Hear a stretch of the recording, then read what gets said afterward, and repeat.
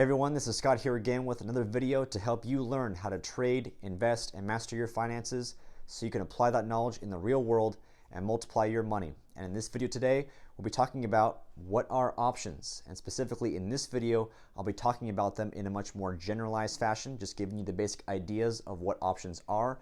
And then in subsequent videos coming up after this, I'll be taking a much more deep dive into the individual specific types of options and giving you examples of exactly how they work. Now, before we begin, as always, I do want to say that if you are interested right now in learning on a very in-depth level about options trading, stock market investing, all that good stuff, please check out my courses on SKILLSHARE. I've been teaching on that platform for well over a year at this point. SKILLSHARE is very similar to YouTube, except the content on that platform is geared solely towards the purpose of education in the form of online classes. And I've dropped some links to some of the more introductory courses I have in the description of this video below. Now, one thing to note is you will need a premium level membership with the SKILLSHARE platform to watch my courses.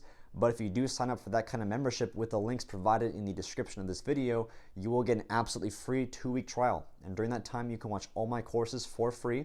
And then after your trial has ended, it's literally going to cost you a few dollars a month. SKILLSHARE is super affordable, and I know you'll get a ton of value out of it. So again, if you are interested, please check out those links and join the other thousands of students that have already taken my classes. And so now getting into the core content of this video, what are options, right? Perhaps you may have heard of them before, either from social media or maybe from friends or family, and perhaps you've heard them being described in different ways, but specifically what options were intended to be is simply insurance. A common example or common comparison that I like to use to describe what options are is to compare them to car insurance, because they're almost identical in the way they work, except of course they only apply into the stock market world. When you look at car insurance, for example, one, what is the purpose of car insurance, right? It's to protect you from accidents, specifically to cover the cost of any repairs if you were to have an accident with your vehicle. And car insurance, of course, is not a free thing, right? You have to pay the car insurance company either every month, or maybe you pay 6 months up front or a full year's worth up front. But the point is, to maintain your protection, your coverage on your vehicle, you have to continually pay the car insurance company for that protection. And then of course, as I said earlier, the main reason why you would even have car insurance is to cover the cost of any damage if you were to crash your vehicle or get into some kind of accident. Options, or stock insurance, if you will, functions almost the exact same way. And so specifically in the stock market world, an example would be, let's say you went out and bought 100 shares of some company, and of course the hope there is that the stock price is going to increase from where you bought it, right? That's the whole point of buying stock and trying to make money with that kind of strategy. The stock price has to increase from where you purchased it. Now, of course, that's what you want to happen. That's why you even took on this risk in the first place, but that definitely may not actually occur. The stock price could actually go down from where you bought it. And the further the stock price decreases from where you purchased it, the more and more losses you're going to start taking on. And so this is the situation or the example where buying what's called a put option, stock insurance, would help you make back all those losses if the stock price were to actually decrease from where you purchased it. So continuing this example here, if you bought 100 shares of some company trading for $50 per share, that was your purchase point, and now let's say the stock price dropped from 50 down to 40. So in that case, you have lost $10 per share times the 100 shares you bought. That's going to be $1,000 of loss. And so this situation here is very analogous or similar to crashing your vehicle, right? If you have an accident, maybe you have $1,000 worth of damage. Now what are you going to do? You could pay that damage yourself out of pocket, or you can use your car insurance to cover all those costs. And so now, stepping back a bit, right after you bought those 100 shares at $50 per share, you could go out and also buy a put option like I mentioned earlier, and that will give you complete protection, insurance on any losses if the stock price starts moving down. So in our example, when the stock price dropped from 50 down to 40, that's a $1,000 loss on those 100 shares. Well, that full $1,000 can all get made back with that put option, with that stock insurance. The one exception, of course, is stock insurance. Options are not free, just like car insurance is not free. So you will have to pay some money upfront to buy that put option, and that's the only money you would actually lose in this example. So that full $1,000 loss does get made back with that stock insurance, but you'd still be out a few $100s from buying that put option in the first place, right? Just like with car insurance, if you had $1,000 or $10,000 in damage to your vehicle, all those repairs get covered by your insurance, but you're still paying those monthly dues every single month or every 3 months or 6 months, and that is money you're never actually going to get back. That's simply the cost of car insurance. And so now that I've covered what options are, generally speaking, right, they are quite literally stock insurance, or at least that's what they are intended to be used for. They can be used for other purposes, and we'll get into that in future videos, but they are stock insurance. And so now, what specifically are they? Well, options are another form of financial product, just like stock, or just like bonds, Forex, futures, whatever. They're simply another form of financial product that can be traded, bought, or sold in financial markets. And they are essentially contracts or agreements between the buyer and the seller of that contract. And each contract is tied to 100 shares of a specific stock. And so generally the way they work is all option contracts have an expiration date, and there's a whole spectrum of expiration dates you can choose when trading them. Some options you can buy or sell expire in a week or maybe tomorrow. Some options expire in a month, 3 months, 6 months, a year, and even further than that. So you have a whole spectrum of expiration dates you can choose from when buying or selling these contracts. And then also they have what's called a strike price. And the strike price of an option is very important because by the expiration date, by the time the option expires, those 100 shares of stock that the contract is tied to, right, must be traded between the buyer and the seller of that contract at the strike price. The only caveat to that is those shares will only be traded between the buyer and the seller if it's actually advantageous to do so for the buyer of that contract, the purchaser of that insurance, right? Just like car insurance, as the buyer, you are continually paying money to the car insurance company, but you're only ever going to use the car insurance if you actually need to, if you actually get into an accident. And so options work in the same way.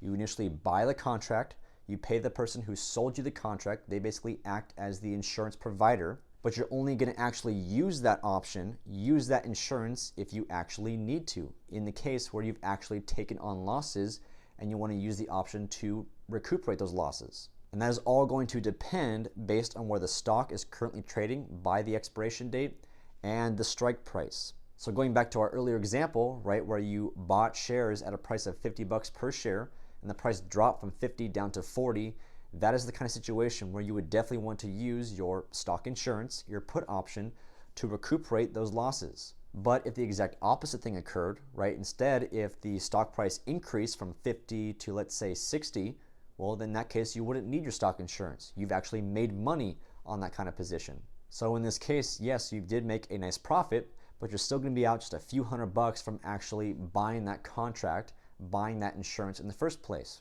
Just like car insurance, you may not necessarily need it every single time you drive your vehicle, but you're still going to be paying the cost of that insurance to maintain that protection.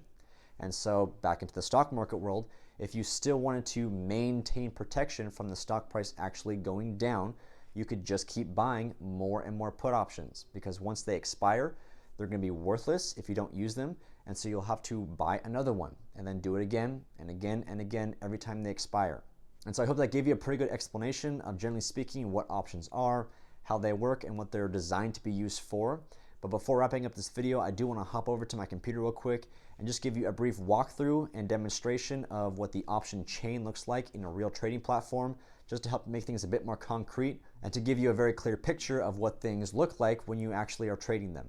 All right, so welcome to my trading platform. This is the ThinkOrSwim trading platform, which is where I do all of my options trading on a day-to-day basis. And so what you're seeing right here is simply a 1 year's worth of daily price action for the company Apple. I'm sure you've heard of it. And so if we wanted to see the options on Apple, we simply go over to the trade tab here.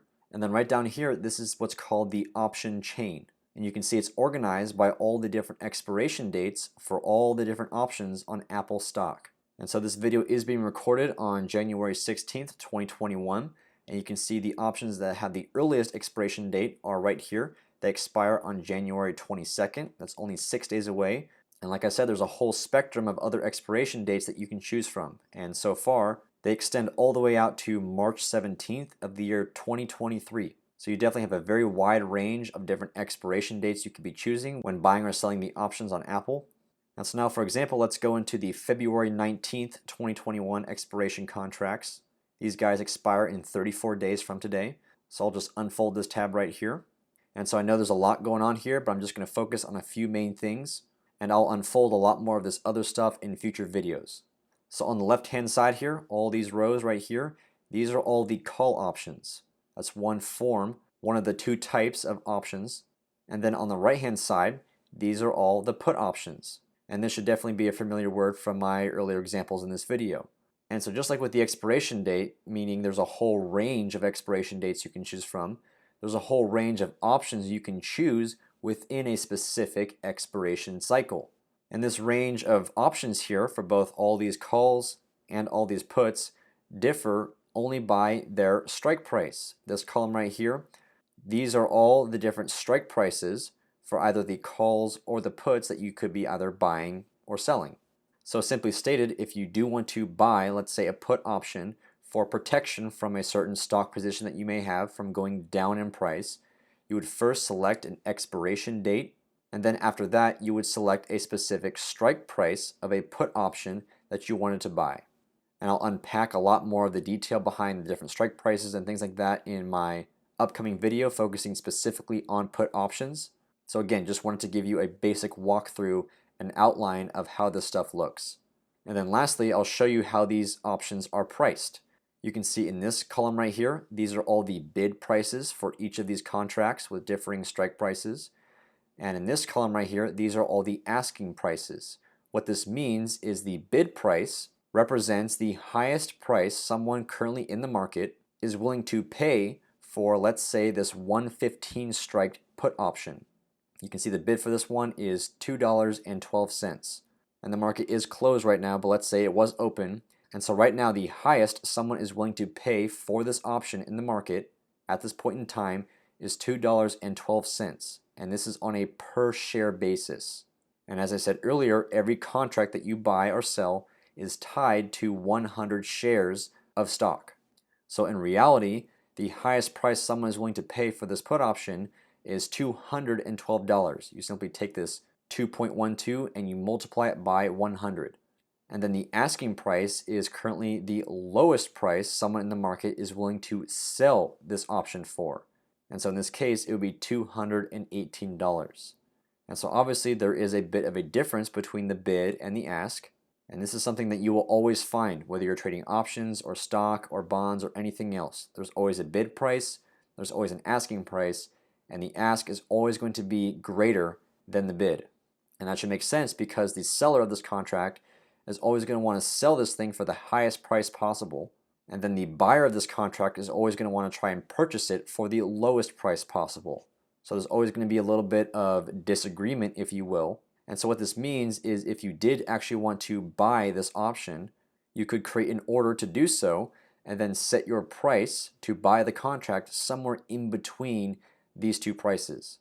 What will typically happen in this case is when you place that order, let's say you wanted to buy this contract for $215, so a little bit above the bid, but a little bit below the ask.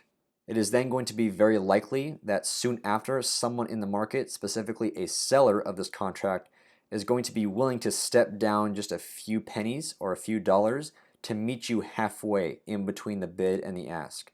That's generally how the markets work.